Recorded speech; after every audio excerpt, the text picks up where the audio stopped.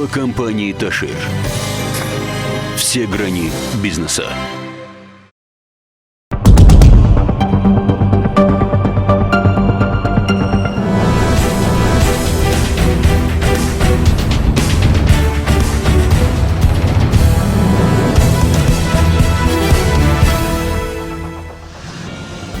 Գայլերի հարձակման հերթական դեպքն է գրանցվել Լոռու մարզում։ Աշխատանքային խորհրդակցություններ Լոռու մարզպետարանում եւ մարզի համայնքներում սեպտեմբերի 2-ին 500 օդապարիկ օդ կբարձրանա Հայքի հրապարակից եւ Վանաձորի քաղաքապետարանում այսօր քննարկվել է քաղաքի գլխավոր հատակագծի լրամշակման հարցը։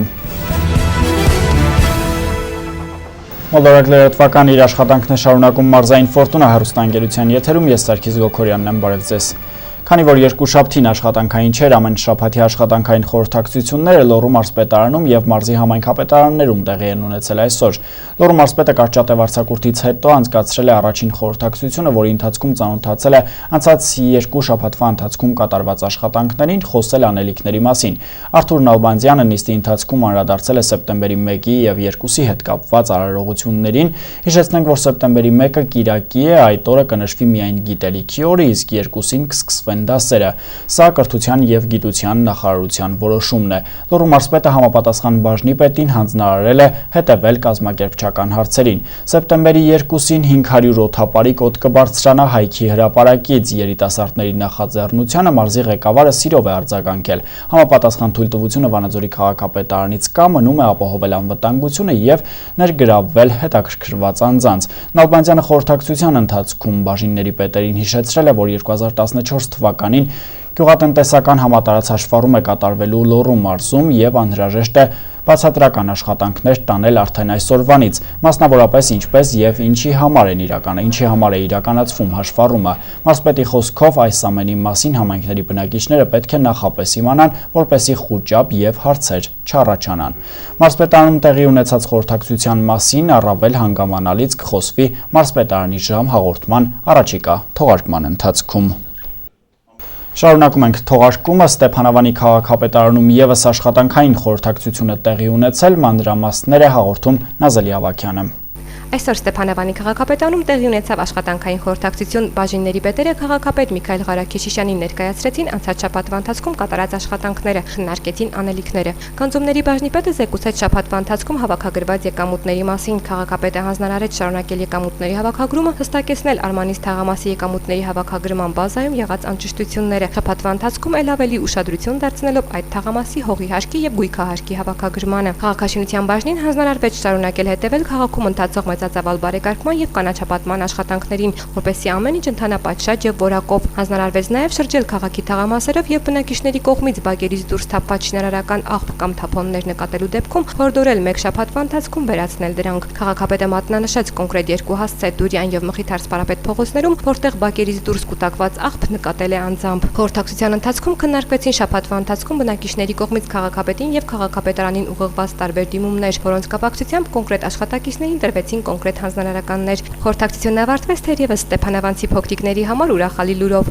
Օգոստոսի 22-ին Ստեփանավանը կհյուրընկալի Երևանի պետական կրկեսի արտիստներին եւ ակրոբատներին։ Մշակույթի բաժնին հանձնարարվեց զբաղվել դահլիճի տրամադրման եւ կազմակերպչական այլ աշխատանքներով։ Ի դեպ կրկեսը կլինի անվճար։ Այսքանը Ստեփանավանից։ Հիմա Վանաձորի քաղաքապետարանում այսօր քննարկվել է քաղաքի գլխավոր հատակագծի լրամշակման հարցը։ Քննարկմանը մեր թիմից ներկա եղել Անահիտ Կարապետյանը, ով փորձել է պարզել, թե ինչ փուլում են հատակագծի հաստատմանն ընթരാճ տարվող աշխատանքները։ Հայաստանի երրորդ քաղաքի գլխավոր հատակագծի քննարկումը հանրային լսման փուլում է։ Քաղաքաշինության նախարարության ներկայացուցչի մասնակցությամբ Վանաձորի քաղաքապետարանում քննարկվում էր գլխավոր հատակագծի լրամշակումը, ներկայացվում էին կատարված աշխատանքները, վերհանելով առաջարկվող փոփոխությունները։ Քննարկման ընթացքում ներկայացվեցին նաև քաղաքի որոշ հատվածների ճարտարապետական մոտեցումների մասին առաջարկներ։ Նախագծի մշակման փուլում հաշվի առնվել քաղաքի բնապահպանական անվտանգությունը, աշխարհագրական դիրքը եւ քաղաքի ազդեցության գործոնը հարակից բնակավայրերի վրա։ Գլխավոր հատակագծի լրամշակման ընթացքում ներառվել է նաև հենակետային հատակագիծը, կարևորելով համայնքային հաշվարկները, ինժեներական ենթակառուցվածքի անհրաժեշտությունը, հաշվի առնելով պատմամշակութային կառույցների առկայությունը, հաշվի առնվել նաև տարածքի համալիր գնահատման հատակագիծը, կառուցելով հիմնական գծագիր։ շահագրգիռ կազմակերպությունների հետ աշխատանքի ընթացքում կատարվել են համատեղ աշխատանքներ ելակետային նյութերի հավաքագրման մասով, կատարված բոլոր աշխատանքների հաշվի առնելու մասով, ինչպես նաև Հանրապետության բոլոր շահագրգիռ նախարարությունների կողմից մշակվող կամ հետաքրքրություն դրսևորվող ծրագրային փաստաթղթերի հաշվառումով։ Նախագծում հաշվի են առնել բոլոր դրույթները, հիմնադրույթները նշված փաստաթղթերում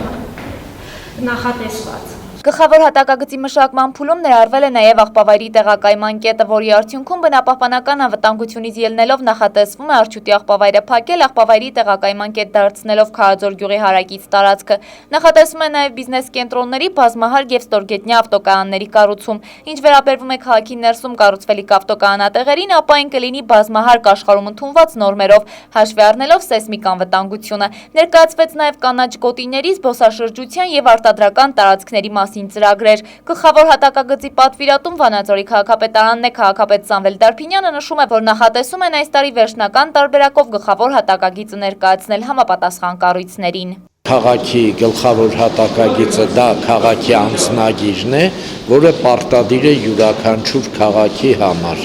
Եվ մենք բավականին երկար ժամանակ անընդհատ հատակագծի վրա փոփոխություններ անելով այս տարի որոշել ենք վերջնական մենք գլխավոր հատակագիծը ներկայացնենք համապատասխան նախարարություններին եւ ի վերջո ունենանք գլխավոր հատակագիծ։ Գլխավոր հատակագիծը քաղաքաշինության համար շատ կարևոր փաստաթուղթ է եւ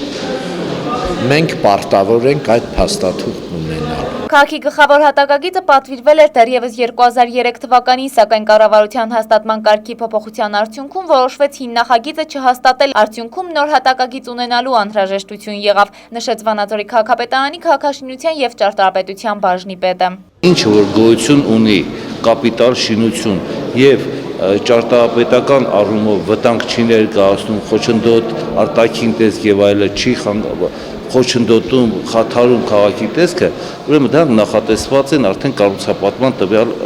գոտու համար։ Քաղաքի գլխավոր հատակագծի վերաբերյալ հասարակության տեղեկացվածությունն ապահովելու համար քաղաքաշինության նախարարության ներկայացուցիչ Սոնա Մաթևոսյանն առաջարկեց այն տեղակայել նաև մարզի պաշտոնական կայքում, ծանոթացնելու նպատակով, իսկ հաստատման արդյունքում գլխավոր հատակագիծն արդեն կլինի քաղաքաշինության նախարարության կայքեջում։ Մինչ այդ հանրային լսումները կշարունակվեն, սպասելով համապատասխան կառույցների կողմից Վանաձորի գլխավոր հատակագծի հաստատմանը։ Անահիտ Կարապետյան, Արտակ Բրուտյան, Մոլորակ։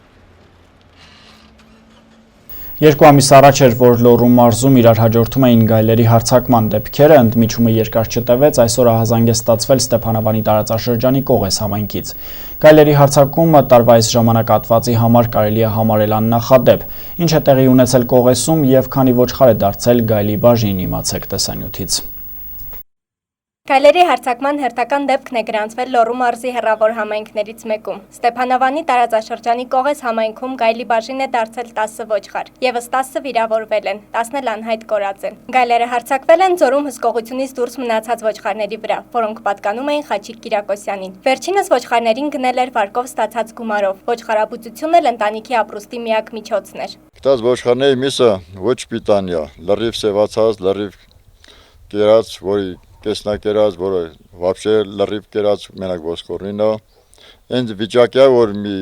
երևի 5-6 հատ էլ չենք էլ հանել, ձորում էլ թողել ենք։ Շակալին էլ են ձորը լիքը, շակալա, չաղկալա, ասենք ամեն տարի վնաս են տվել մի հատ 2 հատ, բայց այս ձևի վնաս մի հատ էլ չենք տեսել։ Քանի որ Կողեսի համայնքապետը Հայաստանում չէ, համայնքապետարանից դեռևս դեպքի մասին տեղեկություններ չեն ուղարկվել Լոռու մարզպետարան, ինչը սովորաբար արվում է արձանագրություն կազմելու եւ գյուղատնտեսության նախարարություն ուղարկելու համար։ Գոհար Մովսիսյան, Արմեն Շահբազյան, Մոլորակ։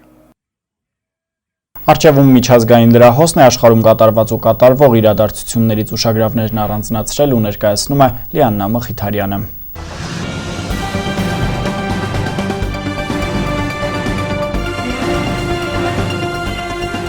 Կահիրեում օգոստոսի 20-ի գիշերը կալանավորվել է մահմեդական եղբայրների գերագույն գաղափարական առաջնորդ Մուհամեդ Բադյան։ Անվտանգության ծառայության աշխատակիցները նրան հայտնաբերել էին հրապարակին կից շենքի բնակարանում, ուր նախկինում տեղակայված էր բանակի կողմից ցրված իսլամիստների ճամբարը։ Ավելի վաղ հաղորդվել էր, որ իսլամիստների եւ ուժայինների միջև բախումների ընթացքում Եգիպտոսի մայրաքաղաքում զոհվել էր Բադիայի որդին։ Երկրի իշխանությունները ելույթների ակտիվ մասնակիցների մի շարք ձերբակալություններ են իրականացրել, այդ թվում նաև մահմեդական եղբայրների ղեկավարությունից։ Եգիպտոսի ժամանակավոր նախագահի խորհրդականը օգոստոսի 17-ին մահմեդական եղբայրներին մեղադրել էր ահաբեկչության եւ ծայրահեղականության մեջ, նշելով, որ Եգիպտոսի խռովությունները քաղաքական տարաձայնություններ չեն, այլ իսլամիստների կողմից ահաբեկչական գործողությունների դրսևորում։ Հաղորդվել էր, որ իշխանություններն առաջարկում են արգելել շարժման գործունեությունը Եգիպտոսում։ Ներկայումս տվյալ առաջարկը քննարկման փուլում է։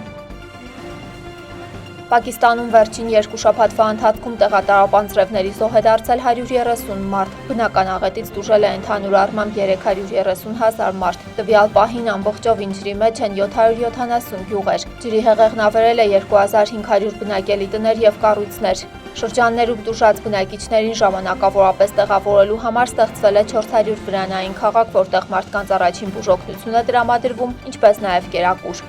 Ըստ օդերևութաբանների արդեն այս շաբաթվա վերջին տեղատարապանձրևները պետք է դադարեն։